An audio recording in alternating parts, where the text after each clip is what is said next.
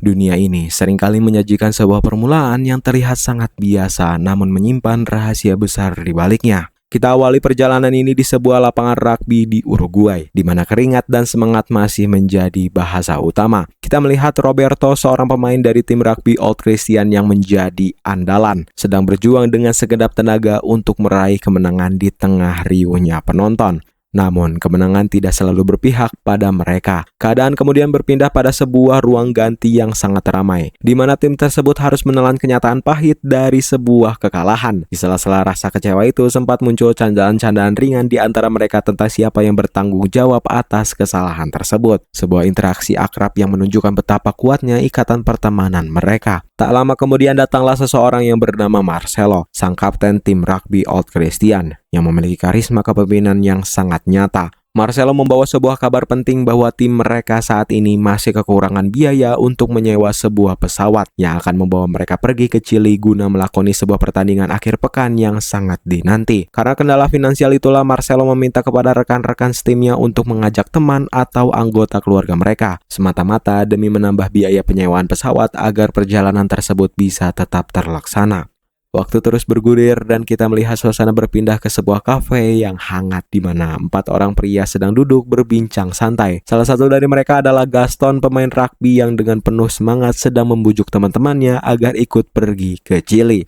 Rayuan Gaston membuahkan hasil. Teman-temannya setuju untuk ikut dan salah satu dari mereka adalah Numa, sosok yang nantinya akan memegang peran penting dalam kisah ini. Hari keberangkatan pun tiba dan kita dibawa ke sebuah bandara di mana Marcelo sibuk mendata para penumpang yang akan ikut terbang. Total ada 45 orang yang siap berangkat menuju Chili. Sebelum mereka melangkah masuk ke dalam pesawat, mereka menyempatkan diri untuk berfoto bersama di landasan pacu. Sebuah potret kenang-kenangan yang memperlihatkan senyuman lebar tanpa tahu badai yang akan besar menanti mereka di depan sana.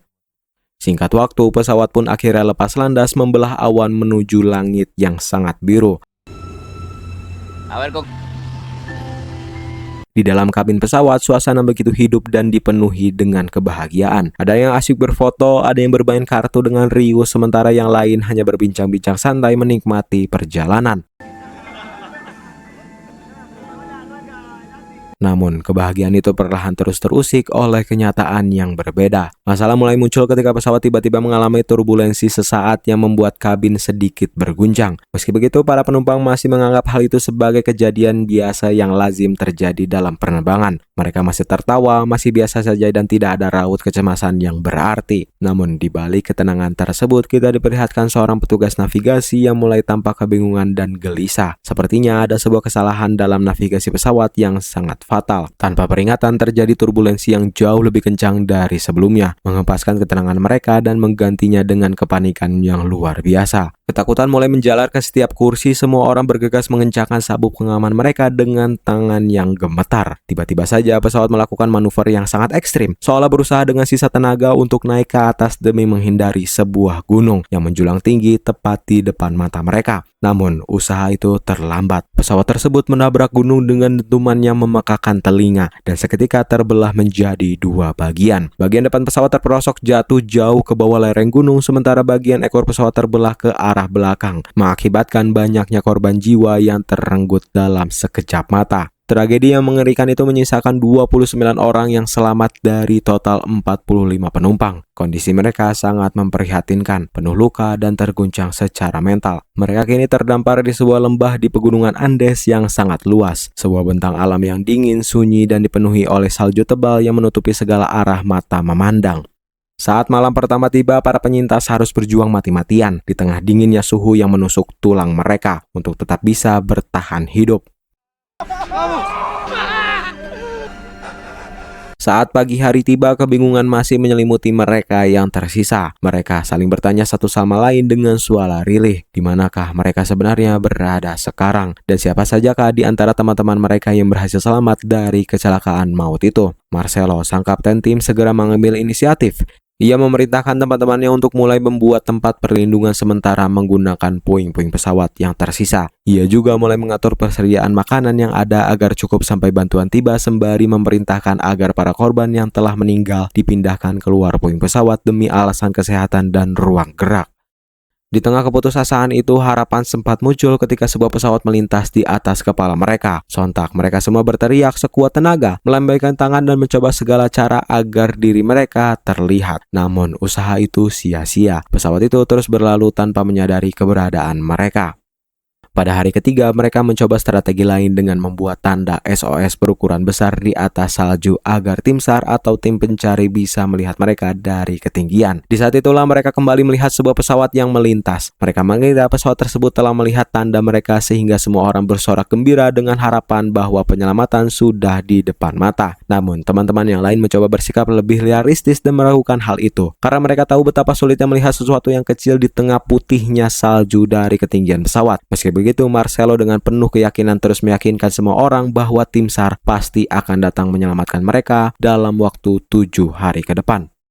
Kebutuhan komunikasi menjadi hal yang mendesak. Numa kemudian mengatakan bahwa sebenarnya terdapat sebuah baterai cadangan yang sangat berguna untuk menyalakan radio pesawat. Namun baterai tersebut berada di bagian ekor pesawat yang terpisah jauh. Ekor itu berada di suatu tempat di atas gunung, yang artinya mereka harus mendaki untuk bisa menemukannya. Beberapa orang mulai memberanikan diri untuk mendaki mencari ekor pesawat tersebut. Namun dari ketinggian pendakian, mereka justru melihat ke arah puing pesawat mereka sendiri, yang ternyata nyaris tidak terlihat karena warnanya menyatu sempurna dengan salju putih. Kesadaran itu mulai menghantui mereka dan karena takut akan ancaman longsor salju yang bisa datang kapan saja, mereka memutuskan untuk kembali ke puing pesawat tanpa membawa hasil apa-apa. Sudah seminggu berlalu semenjak kecelakaan itu terjadi, namun tim SAR yang dinanti belum juga menunjukkan tanda-tanda kedatangan. Di sisi lain, persediaan makanan mereka pun sudah mulai habis total. Sementara kondisi fisik mereka semakin kedinginan, lemah, dan tidak berdaya. Dalam situasi yang semakin sulit ini, Marcelo sang kapten kembali harus bekerja keras meyakinkan teman-temannya bahwa bantuan pasti akan segera tiba. Lalu, sebuah perkataan pun muncul dari seseorang yang bernama Nando. Sebuah kalimat yang sangat mengguncang nurani siapapun yang mendengar. Nando mengatakan bahwa ia akan memakan jasad para korban yang telah meninggal jika memang sudah tidak ada lagi makanan yang tersisa. Perkataan itu sontak membuat semua orang terkejut dan memicu perdebatan yang sangat hebat di antara mereka. Ada beberapa orang yang mulai setuju karena rasa lapar yang sudah tak tertahankan. Namun ada pula yang menolak keras karena menganggap hal itu melanggar kemanusiaan. Marcelo mencoba menengahi dengan mengatakan bahwa mereka harus menunggu beberapa hari lagi. Berharap tim SAR akan datang sebelum keputusan mengerikan itu harus diambil. Namun pada hari ke-8, para penyintas yang kini tersisa 27 orang benar-benar sudah tidak memiliki sisa makanan sedikit pun.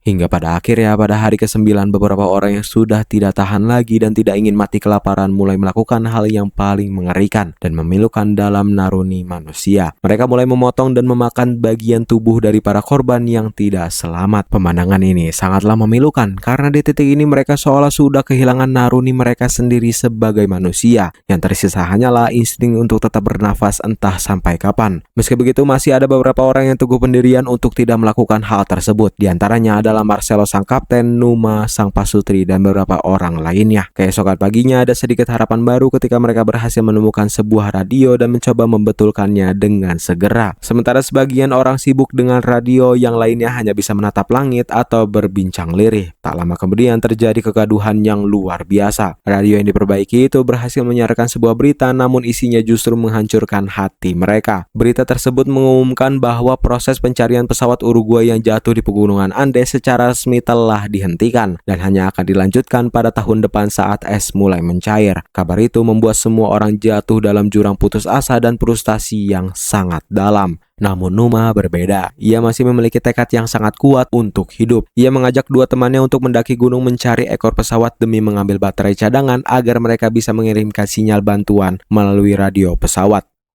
Setelah mendaki cukup lama dengan sisa tenaga yang ada, mereka akhirnya sampai ke puncak gunung. Namun yang mereka temukan hanyalah puing-puing kecil dan beberapa mayat yang tergeletak. Ekor pesawat yang mereka cari tidak ada di sana. Saat mereka hendak kembali, tiba-tiba badai salju yang sangat dahsyat menerjang, menjebak mereka dalam dingin yang mematikan. Mereka terpaksa berpelukan satu sama lain dengan sangat erat agar tidak mati kedinginan di tengah badai tersebut. Beruntung pada keesokan paginya mereka bertiga masih bisa bertahan hidup dan berhasil kembali ke puing pesawat meski dalam kondisi yang sangat kritis.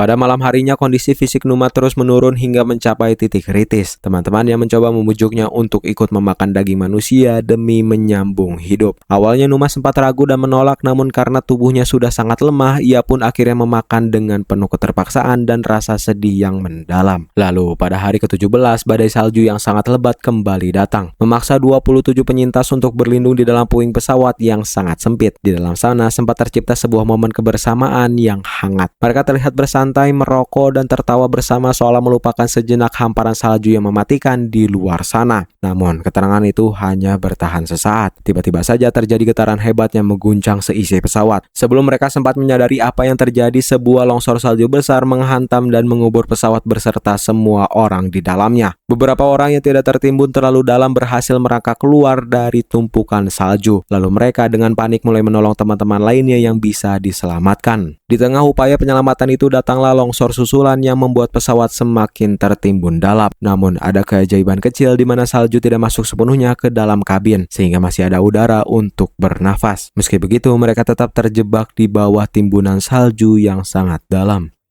Dalam keadaan nekat, Numa menendang kaca pesawat agar bisa membuka jalan keluar. Namun tindakannya itu mengakibatkan kakinya mengalami luka sobekan yang cukup dalam. Pada akhirnya, para penumpang yang selamat berhasil keluar ke permukaan salju dan mereka merasa sangat gembira. Namun kegembiraan itu terasa sangat pahit karena sang kapten tim mereka, Marcelo, tidak berhasil diselamatkan dari bencana longsor tersebut. Dari 27 orang sebelumnya, kini hanya 16 orang yang berhasil selamat dari kejadian tersebut. Mereka kemudian mulai bekerja keras menggali es untuk mengeluarkan badan pesawat yang terkubur. Hari ke-30 pun tiba. 4 orang terpilih mulai bersiap-siap untuk melakukan misi pendakian gunung menuju arah Argentina demi mencari pertolongan. Mereka adalah Numa, Nando, Roberto, dan juga tim-tim. Sebelum berangkat, mereka berpamitan dengan teman-teman yang ditinggal dengan suasana haru.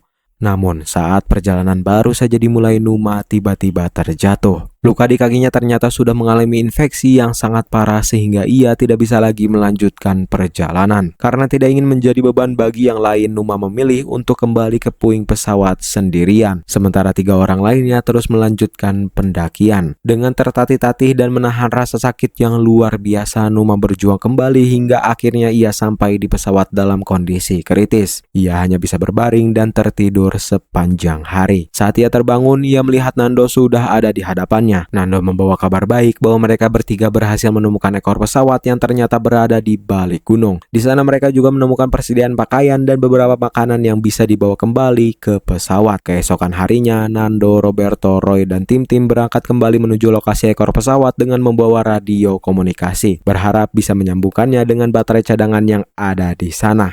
Sesampainya di lokasi, mereka segera mencoba segala cara agar radio tersebut bisa berfungsi. Setelah beberapa saat mencoba dengan penuh harapan, radio itu akhirnya mengeluarkan suara. Lalu Roberto segera mencoba berbicara meminta bantuan melalui frekuensi tersebut.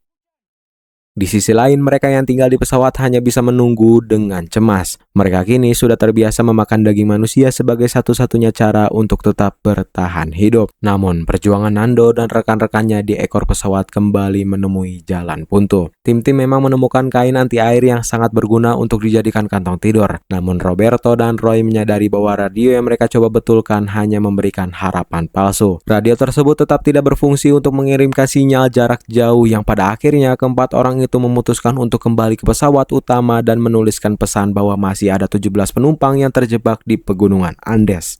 Waktu terus berlalu hingga tepat 2 bulan lamanya mereka terdampar di sana. Ketegangan pun muncul antara Nando dan Roberto. Nando sangat ingin melanjutkan perjalanan menuju ke arah barat, yaitu menuju daratan hijau Chili untuk mencari pertolongan. Namun Roberto yang sudah merasa sangat lelah dan muak mengatakan bahwa tindakan itu sia-sia dan hanya akan membuat mereka mati kedinginan di perjalanan. Di tengah perdebatan itu kondisi Numa semakin kritis. Numa memanggil Nando dan mengatakan bahwa ia sudah tidak sanggup lagi untuk bertahan hidup. Ia juga berpesan agar Nando harus bisa selamat bagaimanapun caranya. Lalu Nando memeluk sahabatnya itu dengan erat memintanya untuk terus bertahan hidup. Namun takdir berkata lain. Dengan kondisi yang sudah sangat sekarat, Numa akhirnya menghembuskan nafas terakhirnya meninggalkan luka yang mendalam bagi semua orang. Lalu tim-tim kemudian mengambil sebuah surat wasiat yang ditulis oleh Numa sebelum ia meninggal. Surat itu berisi pesan bahwa mereka semua harus selamat apapun yang terjadi. Pesan dalam surat itulah yang akhirnya membulatkan tekad Roberto untuk setuju melanjutkan perjalanan menuju daratan hijau Chili bersama Nando. Keesokan paginya Nando, Roberto, dan tim-tim bersiap berangkat menuju Chili. Mereka yakin bahwa daratan hijau itu bisa dicapai dengan melewati beberapa puncak gunung di depan mereka, dengan membawa cadangan makanan untuk beberapa minggu ke depan. Dan tak lama mereka pun berpamitan dan mulai berjalan meninggalkan puing pesawat. Perjalanan yang mereka lakukan penuh dengan tantangan maut melalui medan yang sangat curam dan berbahaya. Saat malam tiba, mereka berlindung di dalam kantong tidur yang dibuat dari kain anti air yang mereka temukan sebelumnya. Mereka bertiga terus menjaga satu sama lain agar tetap hidup. Pada hari berikutnya, mereka terus mendaki hingga akhirnya sampai ke puncak gunung tertinggi. Nando adalah orang pertama yang sampai, disusul oleh Roberto dan juga tim-tim. Dari puncak itu, mereka melihat pemandangan yang sangat indah namun sekaligus mematikan harapan mereka. Yang terlihat di depan mereka hanyalah daratan luas pegunungan Andes yang terjal tanpa ujung. Hal itu membuat Roberto merasa sangat putus asa melihat kenyataan itu. Namun berbeda dengan Nando. Nando tidak mau menyerah. Ia mengatakan bahwa ia tidak akan pernah kembali ke pesawat dan akan terus berjalan sampai menemukan daratan hijau Chili. Ia juga meyakinkan Roberto untuk tetap ikut bersamanya karena tidak ada jalan lain untuk selamat. Pada akhirnya Roberto setuju untuk terus berjalan bersama Nando. Akhirnya mereka berdua pun meneruskan perjalanan sementara tim-tim diminta untuk kembali ke pesawat agar perbekalan makanan Nando dan Roberto bisa cukup untuk perjalanan yang lebih jauh. Selama berhari-hari Roberto dan Nando terus berjalan ke arah barat menelusuri lembah dan mendaki gunung yang ekstrim. Tekanan fisik dan mental menghantam mereka tanpa henti. Namun setelah 10